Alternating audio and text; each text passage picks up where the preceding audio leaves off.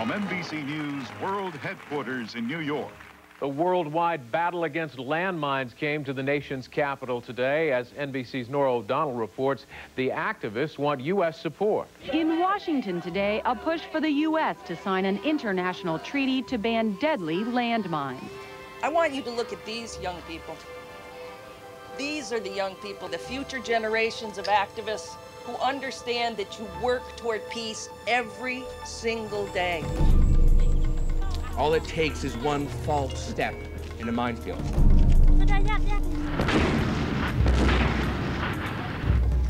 It happened to me one day, looking down and being disconnected from your body. Life has changed forever. It becomes part of your life. It is behind your house. Every day you go out and you're tiptoeing and not knowing exactly when your leg is going to be exploded. People who are walking to their wells to fetch water. People who are trying to cultivate their farms. People who have mines all around their houses and are afraid to even step outside their front yard. The Ottawa Ban Treaty actually came into force faster than any other arms treaty in history as a result of a coalition of governments and non-governmental organizations that recognized in the field that landmines, in fact, provided an extraordinary humanitarian catastrophe. Ordinary people. I'm going to try to explain how a bunch of ordinary people around the world came together to eventually eliminate landmines and make it a reality. We mounted an advocacy campaign. We started a letter-writing campaign directed at the American government because we wanted them to clean up the mess. We said we didn't have landmines in Kenya, but we wanted to plant landmines in people's minds. And then I make one report, give to the people in Cambodia. If they support, they can sign. And after that, we collect more than millions signatures. Certainly, Princess Diana brought a different element to the campaign, to the movement. She recognized that the media followed her everywhere, that she could take them with her into the minefields. She could give a living face to the victims. We had governments begin to recognize that this was an issue that was growing in concern around the world. And they began to compete for leadership on this issue of global humanitarian concern.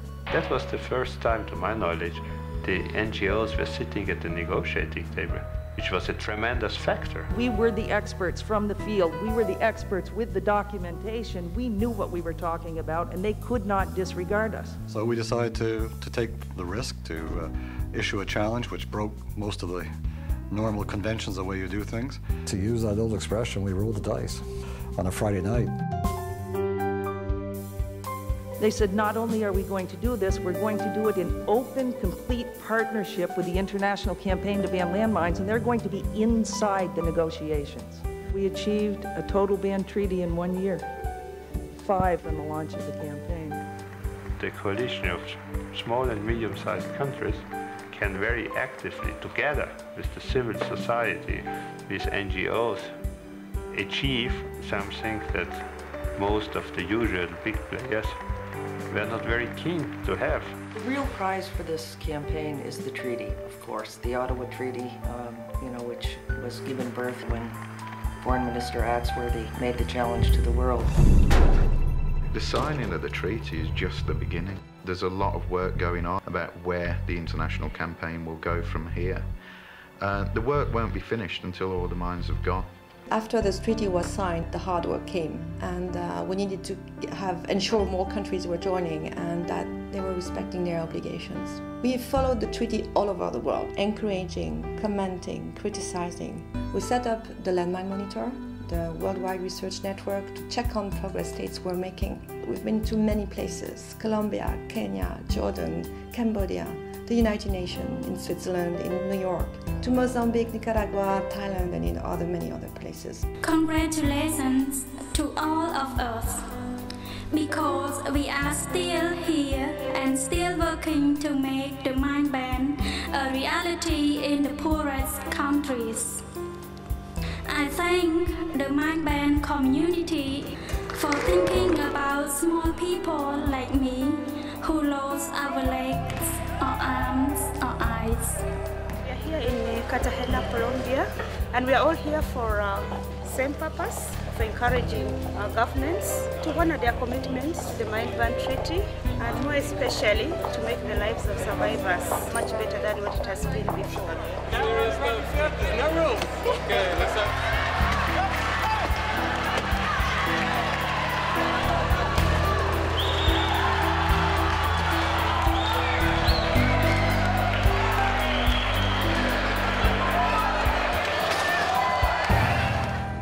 When the campaign started in 1992, more than 20,000 people were being killed or maimed by landmines worldwide every year.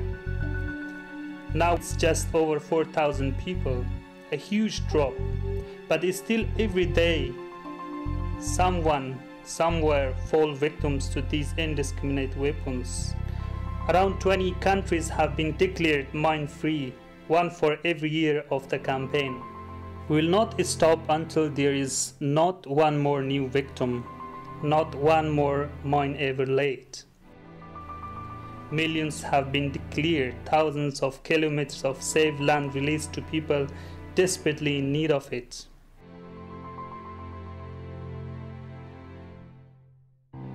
More than 45 million stockpile landmines have been destroyed thanks to the Mind Ban Treaty.